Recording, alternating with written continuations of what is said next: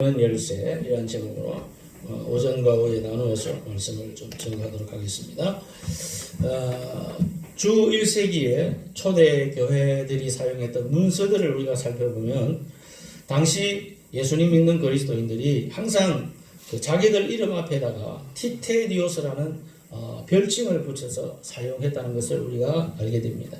예를 들면 이름이 요한이면 티테디오스 요한이라고 부르고 바울이면 티테디오스 바울이라고 그렇게 불렀어요. 그러면 우리 같은 경우에는 앞에다가 이름을 별칭을 붙여가지고 이름 한번 불러볼까요? 시작. 티테디오스 이동익 이렇게 불렀다는 거예요. 그러면 도대체 왜 이렇게 불렀을까? 그 이유를 우리가 알아야 되겠죠. 이 티테디우스라는 말은 무슨 뜻을 가지고 있냐면 결코 염려하지 않는 사람이라는 뜻을 가지고 있어요. 염려하지 않는다. 그러면 이게 뭐가 중요한데? 그때 당시 많은 불신자들에게 우리는 예수님을 믿기 때문에 믿음을 가지고 살기 때문에 결코 뭐하지 않는 염려하지 않는 사람, 결코 염려하지 않고 기쁨 가운데서 믿음 가운데서 우리는 살아가는 사람이다. 이것 메시지를 주고 싶었기 때문에 그때 당시 초대교회 교인들은 그 이름 앞에다가 티테디오스라는 별칭을 붙였다는 사실. 오늘 이 시대를 살아가는 우리들도 이런 티테디오스라는 이 의미가 얼마나 중요한 것을 우리에게 나타내고 있는가 하는 것을 우리는 알게 됩니다.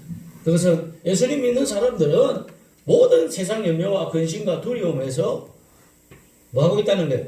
해방받고 산다는 것을 의미하기 때문입니다. 똑같은 문제를 당하고 똑같은 어려움 속에서 우리가 살아가지만 환경에서 살아가지만 예수님 믿는 사람하고 안 믿는 사람은 그 반응을 하는 태도가 완전히 다르다는 거예요.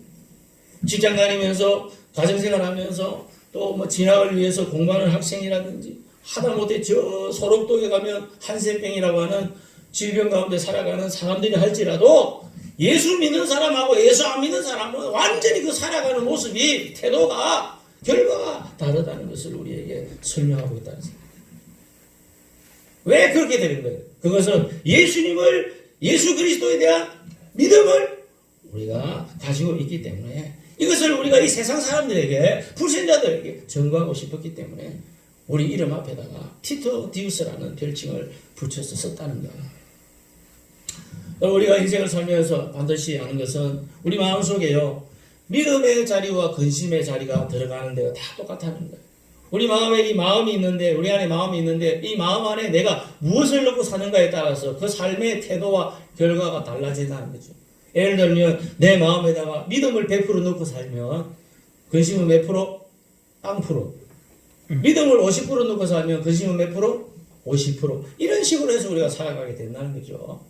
그 기왕 우리가 살아가는 세상인데 뭐 하려고 우리가 우리 마음에다가 근심, 염려, 걱정, 두려움을 집어넣고 살겠어요. 그게 무슨 재미가 있겠어요? 잘못하면 자살한다고. 그런데 우리의 마음속에다가 예수님을 향한 믿음을 넣고 살면 염려가 들어올 자리가 없고 근심이 들어올 자리가 없고 두려움이 들어올 자리가 없다는 거예요. 우리는 항상 강하고 담대한 믿음을 가지고 당당한 태도를 가지고 우리가 세상을 살아갈 수 있다는 거예요. 그래서 우리가 믿음을 추구하면 추구할수록 근심은 떠나가고 우리의 심령 속에 기쁨이 충만할 줄 믿습니다. 믿음으로 충만할 줄 믿습니다. 바로 이것에 대한 목적을 가지고 우리 예수님께서 오늘 본문에 보니까 1절에 이렇게 예수님은 제자들에게 선포하고 있습니다. 자, 1절 보겠습니다. 시작. 너희는 마음에 근심하지 말라. 하나님을 믿으니 누굴 믿으라? 네, 또 나를 믿으라. 이렇게 말씀합니다. 이게 무슨 말이에요? 너희는 마음에 근심을 가지고 채우지 말고 믿음으로 채우고 근심으로 반응하지 말고 믿음으로 반응하는 삶을 사는 거예요. 이것은 그때 당시 제자들뿐만 아니라 오늘 이 시대를 살아가는 수많은 사람들에게도 똑같이 적용되는 내용들이죠. 왜? 너무나 많은 사람들이 세상을 살아가면서 근심하며 살잖아요. 여러분이 근심하고 염려한다는 뜻이 뭔지 알아요? 마음이 두 쪽으로 쪼개졌다 그 말이에요. 원어 자체가. 알겠어요? 염려 그 자체가 원어가 뜻이 뭐냐? 마음이 두 개로 쪼개지니. 마음이 쪼개지니 제대로 살겠어? 못 살지. 왜 쪼개지나? 믿음이 없으니까 쪼개지는 거예요. 근심의 뿌리만 가득한 거예요. 그러니까 근심의 뿌리라는 것은 결국 상실감을 말하는 것이고 변화에 대한 두려움을 말하는 거예요. 오늘 여기 우리 인간의 어떤 그 가지고 있는 마음의 속성을 완전히 다 이렇게 드러내는 내용이라고 생각합니다. 왜 그러냐면 인간이라는 것은 어떤 환경이 바뀌는 걸 별로 안 좋아하잖아. 그래서 뭐 좀 이렇게 젊을 때는 고생을 했는데 내가 막 열심히 일해가지고 돈을 좀 많이 모았어. 모으면 그 사람들이 이제 어떻게 하려고 그러죠? 그 모은 재물을 가지고 이제는 좀 뭐하게 살고 싶어. 고생하며 살고 싶어. 이제는 좀 이렇게 편안하게 살고 싶어. 편안하게 살고 싶잖아. 그러니까 대다수의 사람들이 그 돈 모은 돈 가지고 막 요새 사람들은 뭐 하냐 보니까 건물을 사다. 건물. 왜 건물을 사냐고. 조물주 밑에 뭐요? 건물주잖아. 그러니까 건물주 돼가지고 월세나 좀 받아먹고 살아보려고 편안하게 살아보려고 그래가지고 건물 얇은 거 하나 사가지고 월세 받아먹는다고 다 그렇게 그냥 그런 꼬라지로 그냥 사는 거예요. 이거 보면 저 성경에 나오는 어떤 어리석은 부자와 똑같아. 누가복음 12장에 보면 어떤 어리석은 부자가 있는데 농사 지어가지고 걷어들이니까 막 수소물이 막 많아. 그러니까 막 창고 짓고 건물 짓고 막 해가지고 막 아이고 보니까 막 너무 막 자기 마음에 흡족한 거야. 이야 이제 뭐 창고에 먹을 거 천지백 가리고 이제 나는 막 일할 것도 없고 됐다 막 이제 막 이거나 이제 뭐 가지고 뭐 편안하게 살면 되겠다 했는데 하나님 뭐라 그래? 오늘 밤 네 영혼을 하나님이 데리고 가면 너는 그 재물 다 누구께 되겠냐 이 어리석은 놈아. 이제 이런 말씀이 또 나오는 것을 우리가 볼 수가 있죠.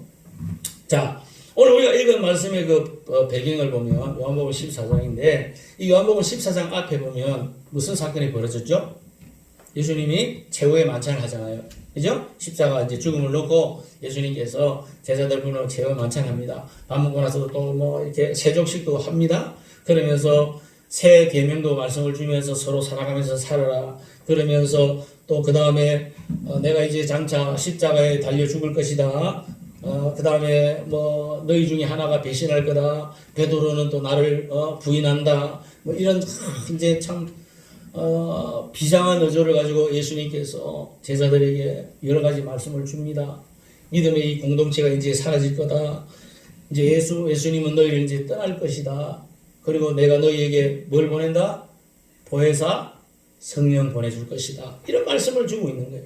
그러니까 밥 먹을 때는 좋았는데 세족식 할 때까지는 좋았는데 예수님이 이제 말씀하는 거 가만히 들어보니까 이게 무슨 앞으로 조금만 있으면 무슨 일이 벌어질 것 같은 거야. 분위기가 완전히 지금 달라지는 그런 상황이 오게 되는 것을 보게 됩니다. 그러니까 막 제자들의 마음에 그냥 두려움이 막 찾아 청천벽력 같은 예수님의 말씀이 막 들리네. 이런 상황 앞에 있는 이런 마음을 가지고 있는 제자들에게 예수님이 하시는 말씀이 바로 오늘 1절부터의 말씀입니다. 너희는 마음에 거심하지 마라. 하나님 믿으리고 나를 믿으라. 이제 너희들에게 많은 변화가 찾아올 것이다. 나는 이제 너희를 떠난다. 그러나 너희는 두려워하지 말아라. 이것이 오히려 너희의 믿음을 더 자라게 할 수 있는 계기가 될 것이다. 라는 말씀을 주시다는 사실이에요. 오늘 우리가 살고 있는 이 시대도 마찬가지잖아요. 이번 중국으로부터 시작해서 찾아온 이 코로나19 상태로 인해서 전 세계적으로 많은 사람들이 두려움에 빠졌습니다. 죽음을 당했습니다. 지금 상상할 수 없는 수많은 경제적인 공황 상태를 각 나라마다 지금 다 빠져가지고 서로 배신하고 배신당하고 말로 다 할 수 없는 위기들이 찾아왔습니다. 그러다 보니까 사람들의 마음에 얼마나 많은 고통과 두려움과 좌절과 실망과 한탄, 하물며 자살까지 하는 수많은 사건들이 지금 찾아오고 있습니다. 이런 수많은 변화와 위기들이 사람들을 얼마나 지금 두렵게 만들고 있는지 모릅니다. 그러나 그거는 예수님을 모르고 안 믿는 불신자들의 이야기지. 예수님 믿고 하나님의 자녀로 살아가는 천국을 소망하는 우리하고는 완전히 다르다는 사실을 알아야 됩니다. 우리는 바로 이때야말로 우리의 믿음이 자랄 수 있는 시대고 바로 이때야말로 우리의 믿음을 증명할 수 있는 시기라는 사실을 믿으시기를 바랍니다. 믿음의 영웅은 항상 이와 같은 급격한 변화가 왔을 때 영웅들이 위기가 나타났을 때 믿음의 영웅들이 나타났다는 것을 히브리서 11장을 통해서 우리에게 분명히 가르쳐주고 있는 거예요. 그래서 하나님 믿는 자녀는 성도는 결코 현실에 안주하는 존재가 아니라는 거예요. 따릅시다. 성도는 현실에 안주하지 않는다. 안주하면 넘어지는 거야. 안주가 뭐야? 안주가 술 먹을 때 먹는 안주 말고 머무는 거, 만족하는 거. 그냥 거기에서 내가 뭐 그냥 있겠다. 이거면 됐다. 하나님은 그런 걸 원하신다. 하나님은 우리들에게 뭘 원합니까? 항상 푯대를 향하여 달려가는 존재를 원합니다. 성도는 항상 마귀와 전투하는 존재라는 것을 우리에게 원하고 있습니다. 성도는요, 전진하는 상태, 전투하는 존재가 되어야 된다는 것을 성경은 우리에게 분명히 말씀하고 있습니다. 성경을 보면 성경은 성도를 가리켜 이 세상에 나그네라고 표현하고, 나그네. 베드로전서 1장 1절에 보니까 베드로가 뭐라고 했냐면 아시아와 비두니아에 흩어진 나라입니다. 나그네. 성도를 나그네라고 말했어. 인생은 나그네야. 인생은 순례자야.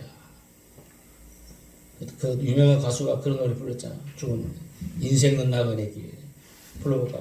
인생은 나그네 길 어디서 왔다가 어디로 가느냐. 뭐 알거나 불렀는가 모르겠어. 성도는 이 세상에 다 나그네와 같은 존재라는 거예요. 절대로 이 땅에 안주하는 존재가 될 수가 없다는 거예요. 믿음의 조상 아브라함, 그 다음에 그 아들 이삭이도 그랬고, 그것도 그 손자 야곱이도 그랬고, 모든 이스라엘 백성들이 나그네 같은 인생을 살았어요. 여러분, 그 사람이 뭐 가난해서 그렇게 아니에요. 그 사람은 전부 다 부자였어요. 부자, 아브라함 부자, 이삭이 부자, 야곱이 부자, 얼마나 재물 많아. 그런데 전부 장막 치면서 나그네 같이 살았어요. 왜? 그게 바로 하나님의 자녀에게 주어진 존재의 목적이었기 때문에 나그네로 사는 거예요. 그러니까 그가 믿음의 조상이 되는 거예요. 믿음의 조상. 창세기 12장 1절에 보니까 하나님이 안주하며 사는 아브라함에게 나타나셔서 이렇게 말씀합니다. 너는 너의 본토 친척 아버지 집을 따라서 내가 내게 지시하는 땅으로 가라 그랬어요. 여러분, 이 말씀은 축복의 말씀이 아니에요. 인간적으로 보면 이건 저주의 말씀이야. 왜? 그때 당시에 고향 떠나라, 본토 떠나라, 친척 떠나라, 아비 떠나라, 이 말은 뭐냐? 나가 죽으라 그 말이야. 우리 영화 많이 봐서 알죠? 영화 같은 거 보면 옛날에 무슨 족속을 이루면서 사는 그런 사람들이 고향 떠나면 그건 이미 죽은 목숨이야. 목숨 내놓고 살아야 돼. 왜? 고향 떠났으니까, 친척 떠났으니까, 아비 떠났으니까 누가 자기를 보호해줄 거야? 누가 자기 울타리가 돼줄 거야? 그거는 목숨 내놓고 사는 거예요. 그런데 하나님은 그렇게 살아라는 거야. 그런데 그 말씀에 순종해서 아브라함이가 떠나잖아. 이삭이가 떠나잖아. 야곱이가 떠나잖아. 그러니까 하나님이 쓰시는 거야. 인간에게 가장 두려운 게 뭡니까? 급격한 변화, 환경이 변화되는 겁니다. 그러나 그럼에도 불구하고 그것을 우리가 극복하게 될 때 하나님 우리를 들어 쓰시고 능력의 사람, 믿음의 사람, 축복의 사람이 되도록 만들어 주신다는 사실입니다. 그래서 오늘 하나님께서 우리에게 믿음의 사람으로 만들기 위해서 가장 먼저 명령하는 게 뭐냐? 그것은 바로 떠나라는 거예요. 변화를 두려워하지 말라라. 변화를 두려워하지 말라. 우리 노래 하나 부르고 가겠습니다.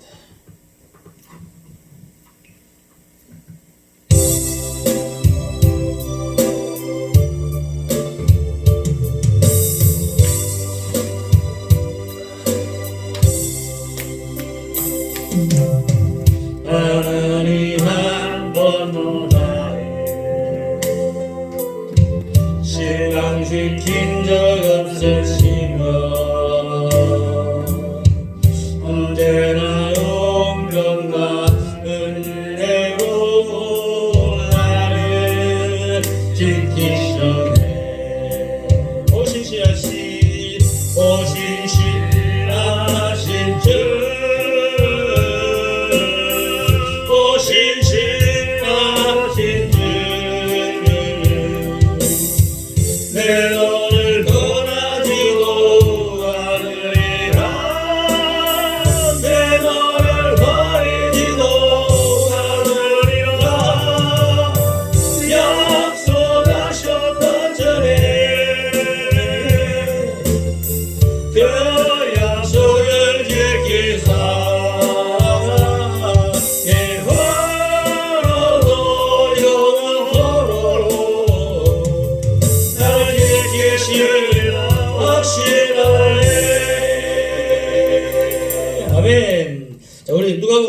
한번 찾아보겠습니다. 누가복음 12장 35절 한번 보겠습니다. 자, 누가복음 12장 35절 36절. 자, 다 찾았으면 아멘. 시작. 허리에 띠를 띠고 등불을 켜고 서 있으라. 너희는 마치 그 주인이 호림집에서 돌아와 문을 두드리며 곧 열어주려고 기다리는 사람과 같이 되어라. 이 말씀의 뜻이 뭐예요? 나그네 같이 허리에 띠를 띠고 세상에 안주하지 말고 하나님 말씀을 음성을 계속 들으면서 하나님 앞에 순종하는 충성하는 삶을 살아가는 것이 바로 성도의 자세라는 것을 우리에게 말씀합니다.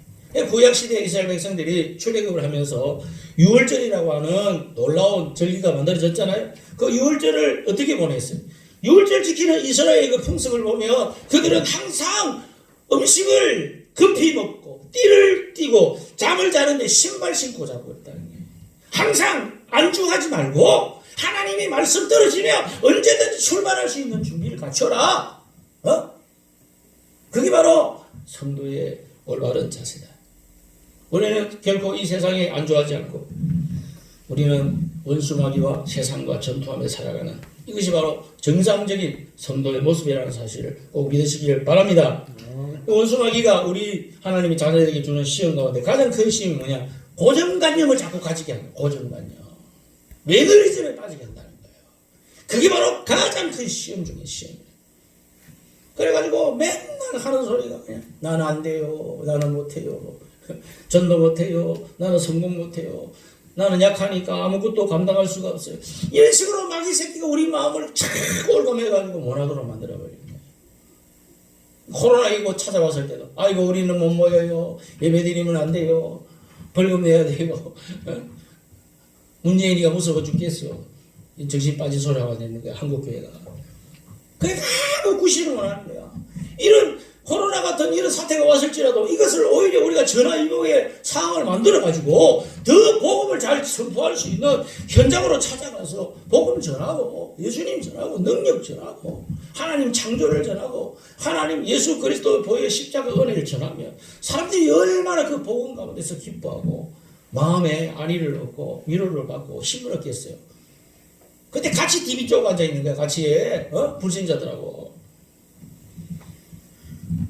시골에 보니까 1950년대에 그 인간 능력의 한계에 대해서 발표한 보도가 하나 있었는데 그게 뭐냐면 이 마라톤에 대한 기사가 하나 나왔어요. 무슨 내용이냐면 인간의 심폐 능력은 한계가 있기 때문에 절대로 마라톤을 하면 42.19km를 달리는데 절대로 2시간 10분 이내를 돌파할 수 없다. 이거는 인간의 가진 한계다. 어느 누구도 안 된다. 그렇게 발표를 한 거예요. 그러니까 42.19 마라톤을 뛰는데 이 2시간 10분 이내로 뛰는 것은 이거는 그야말로 뭐라고 해요? 기적이네, 기적. 안 된다는 거예요. 불가능하다는 거예요. 그런데 2시간 10분 내로 뛰었어요, 안 뛰었어요? 뛰잖아. 2시간 6분까지도 뛰었잖아. 돌파했잖아. 기적이 일어났잖아. 그리고 또 이런 기록도 나왔어요. 높이뛰기 이제 신기록이 나오는데 높이뛰기를 하는데 2m를 절대로 넘을 수 없다. 2m를 못 넘는데. 그래가지고 막 이제 다 포기하고 있었는데 어떤 사람이 2m를 훨씬 넘어버렸어요. 어떻게 넘으냐? 이 사람은 앞으로 안 뛰고 뒤로 자빠져서 뛰는 거야. 그때부터 자빠져서 뛰는 자세가 나왔어요. 이걸 갖다가 무슨 자세라고 하냐? 포즈베리의 엉덩방아 자세라고 그랬어요. 뒤로 이렇게 뛰는 거야. 그래서 2m를 훌쩍 넘어버렸어요. 기적이 일어났잖아. 돌파해버렸잖아. 여러분 인간에게는 한계가 없어요. 한계가. 하나님이 형상으로 우리 인간을 만들었는데 인간에게 무슨 한계가 있어. 달도 가고 화성도 가는 이 판국에 이제 어디 갈지도 몰라 지금. 코로나 이거는 뭔데? 이거는 인간의 죄가 만드는 결과고 우리가 선한 것을 향하여 창조를 향하여 나아가면 하나님이 우리에게 무한대로 주셨기 때문에 온들이 만들어낼 수 있고 돌파할 수 있다는 거예요. 이게 바로 뭐예요? 성령으로 말미암아 거듭난 우리 성도가 이러한 자세를 가지고 창조의 자세를 가지고 고정관념을 깨뜨리면서 살아가는 것이 바로 하나님의 소망이요 또 우리에게 주신 능력이라는 사실입니다. 우리 하나님은 신자가 안주하는 것을 결코 방관하지 않습니다. 그래서 계속해서 이렇게 세우는 계속해서 어떻게 이렇게 세우느냐? 이렇게 세우죠. 신명기 32장 가보겠습니다. 신명기 32장. 자, 구약성경 안 넘어갑니다. 신명기 32장 9절. 거기 보면 하나님 하는 방법이 있어요. 자, 어떻게 하는가 봅시다.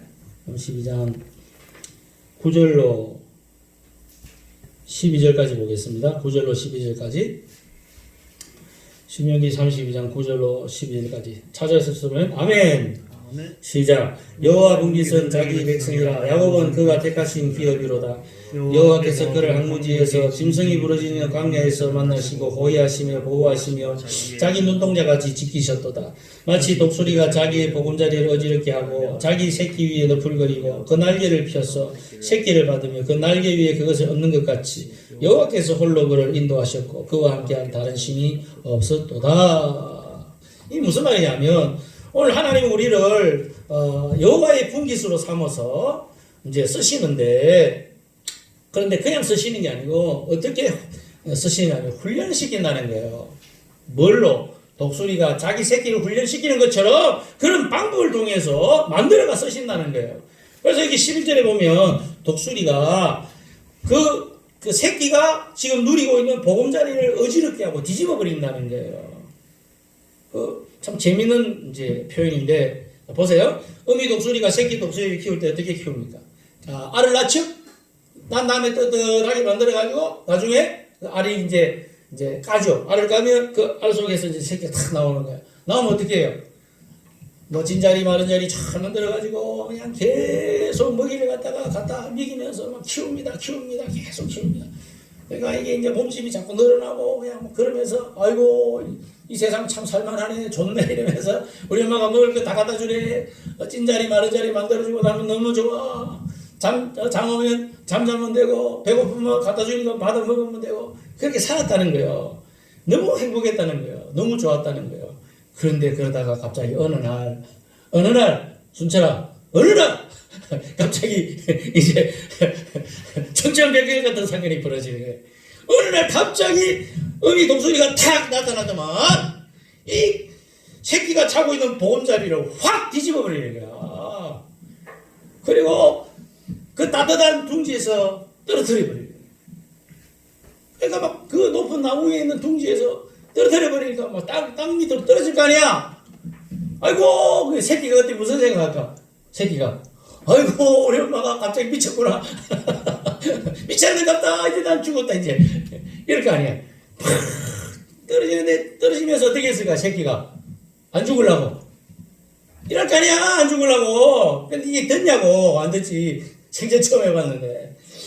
막 딱 떨어져, 팍 받쳐가지고 죽을 줄 되니까 막 새끼야, 엄마가 와가지고 탁 쳐가지고 다시 공중으로 촥 날아올라. 그러니까 새끼가, 아이고, 살았다. 엄마가 이제 제정신이 돌아왔네. 이러고 이제 다시 올라가는데, 또 갑자기 공중에서 탁 나와버리네. 그러니까 막, 엄마 또 미쳤네. 그럼 또 땅바닥으로 떨어져. 다다다다다. 그걸 갖다 막 수십 번, 수백 번을 반복할. 왜요? 그 새끼가 독수리가 날라야 되기 때문에. 왜? 이제 컸으니까, 날라가지고 지구실하면서 집 앞을 이제 지가 해야 정상적인 독수리의 삶을 살아갈 수 있는 거예요. 그러니까 그런 훈련을 시키는 거야. 지금 새끼에게 공중 나는 법을 가르치는 거야. 그래 먹고 살 수가 있습니다. 오늘 우리 하나님도 마찬가지입니다. 우리 하나님이 사랑하는 당신의 자녀를 다루는 방법이 바로 이런 거예요. 오늘 우리가 살고 있는 보금자리에서 그냥 결코 안주하도록 버려두지 않습니다. 왜? 안주하며 살아가면 남은 것은 통닭밖에 없어. 따라합시다. 통닭밖에 없다. 안주하고 살면 통닭이 돼야 돼. 통닭. 잡아먹힌다고. 그러나 우리는 독수리로 살아야 되기 때문에, 날아 올라야 되기 때문에 우리 하나님은 우리를 훈련을 시켰습니다. 보금자리를 뒤집어버리고, 그래서 공중을 향하여 힘차게 날아오는 독수리가 되기를 원한다는 사실. 그래서 나온 성경 구절 이사야 40장 31절 아닙니까? 오직 여호와를 악망하는 자는 뭘 얻어요? 새 힘을 얻으리니 독수리의 날개치며 올라감 같을 것이다. 이게 바로 오늘 앞으로 장차 우리가 되어야 할 성도의 모습임을 믿으시기를 바랍니다. 이 모습이 될 때까지 우리 하나님 우리의 보금자리를 어떻게 한다고? 계속 뒤집어 엎는다는 사실. 그리고 우리를 건져주시고, 또 다시 떨어뜨리시고, 또 건져주시고, 이걸 반복을 하는 거예요. 그래서 만들어진 게 이스라엘 광야 40년 적과 꿀이 흐르는 가나안 땅을 정복하는 이스라엘 백성들이었잖아요. 근데 오늘 현대 교회와 교인들은 지금 어떤 모습으로 살아가고 있습니까? 힘차게 날아오는 독수리의 모습입니까? 독수리에 날개치며 힘차게 날아오는? 아니지. 이때까지 가지고 있는 폼만 잡고 있는, 깃털만 자랑하고 있는, 깃털만 뽐내고 있는 공작새로 살아. 보면 색깔은 좋은 것 같아. 근데 정작 날아야 될 때 날지를 못해. 공작새 못 날아요. 그것들은 밥 처먹고 맨날 한 번씩 이렇게 뒤에 깃털 몇 개인지 모르겠지만 한 번 쫙 했다가 그거 자랑지만 하면 끝나는 거야. 아무 실 못해. 지 힘으로 지가 먹이 찾아가지고 그런 거 없어요. 정작 써먹어야 될 때는 써먹을 수 없는 게 바로 오늘날 현대 교회와 같은 모습이요. 멋떨어진 건물 하나 지어놓고 봐라 우리 건물 멋있지? 이라고 앉아 있는 거예요. 교인들 주일날 되면 교인들 예배드린다고 꾸역꾸역 모이니까 봐라 우리 숫자 이렇게 많네? 자랑질하고 앉아있고 헌금도 많이 모인다? 자랑질하고 있고.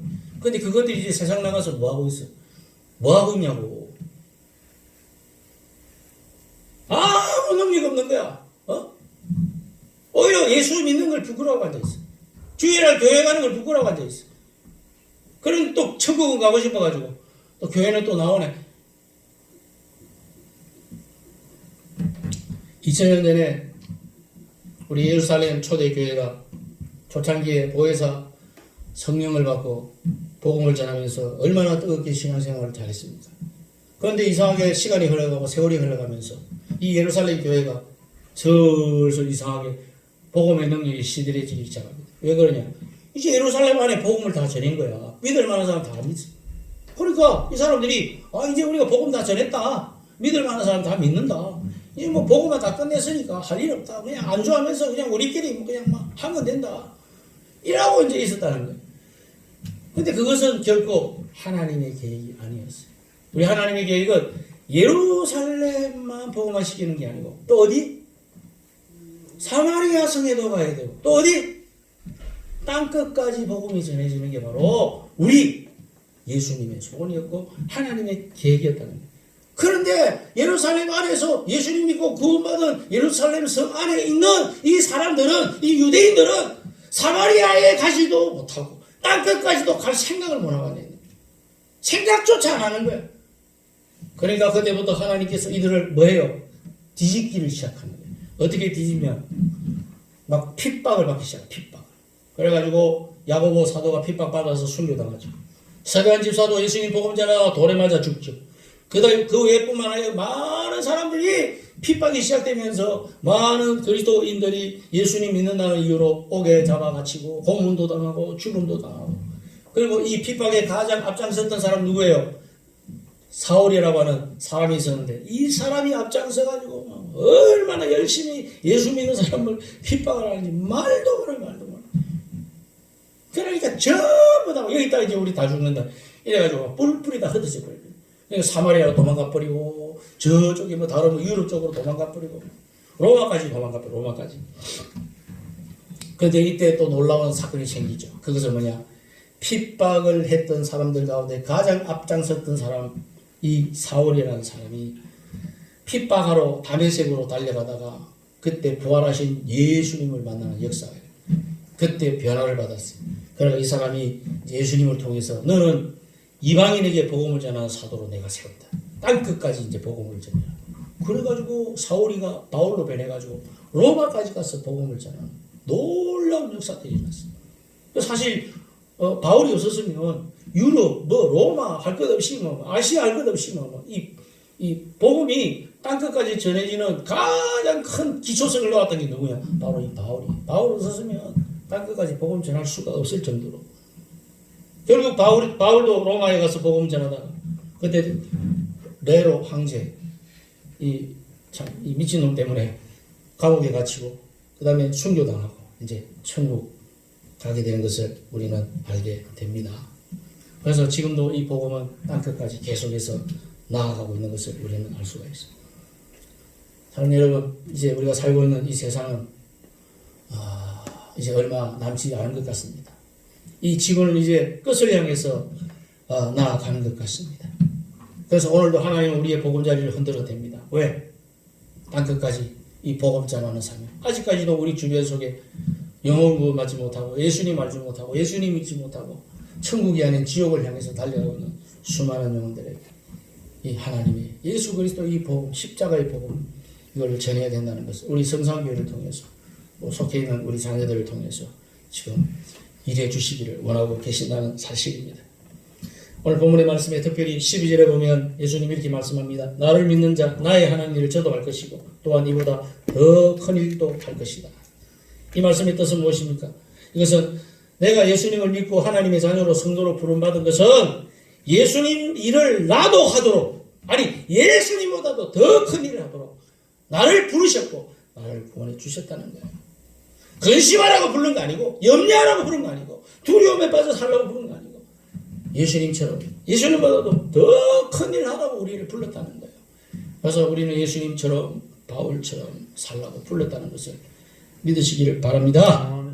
우리 예수 믿는 성도는 이 세상에서 절대로 복잡하게 인생 살면 안 돼요. 간단하게 살아야 돼. 간단하게. 어떻게 하면 간단하게 사냐?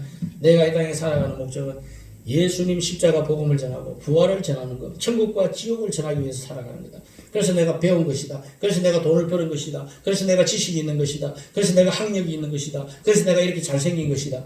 이렇게 생각하고 여러분들이 이 한 가지 목적을 위해서 달려가야 돼요. 그래야 인생이 단순해지고 그래야 인생이 복을 받고 그래야 인생이 하나님께서 함께 하시고 큰 능력 가운데 우리가 살아가게 될 줄 믿습니다. 왜 인생들이 그렇게 염려가 많고 복잡합니까? 인생에 장가지가 많아서 그래. 응? 아무 필요 없는 걸 갖다가 그냥 쓸데없는 걸 자꾸 만들어가지고 머릿속에 집어넣어가 마음속에 집어넣어가 이걸 갖다가 염려 근심거리를 만들어버리는 거예요. 시잘데없는 것을. 왜 그러냐? 욕심 많아서 그래. 욕심 많아서. 내가 한 가지만 이야기하고 마칠게. 얼마 전에 3일 전에 뉴스가 나왔는데 무슨 뉴스가 나왔냐면 어떤 남자가 로또 복권에 당첨이 됐어. 1등에 1등. 졸지에 수십억이 들어갔어. 그러니까 이게 막 수십억이 통장에 들어오니까 간땡이가 부어가지고 그때부터 자기 수십 년을 같이 살았던 마누라를 갖다가 막 핍박을 하는 거야. 갑질을 하는 거야. 왜? 내 돈 많으니까 네 필요 없다 이거지. 내 같은 거 필요 없으니 끝이라 이거지. 그래가지고 막 갑질을 하고 막 괴롭히고 막 이혼하자 그러고 막. 그럼 그 마누라 가만히 있냐고. 안 그래요? 여러분 마누라 같은 거 어떻게 해? 그래 마누라 열받아가지고 칼로 그냥 남편 죽여버렸어요. 그럼 그 로또 복권 당첨돼가지고 수십억 받은 놈은 돈 한 번 못 써보고 칼에 맞아 죽어버려. 그 마누라는 또 살인죄 지었으니까 감옥에 들어가요. 여러분 이 얼마나 어리석은 인생입니까?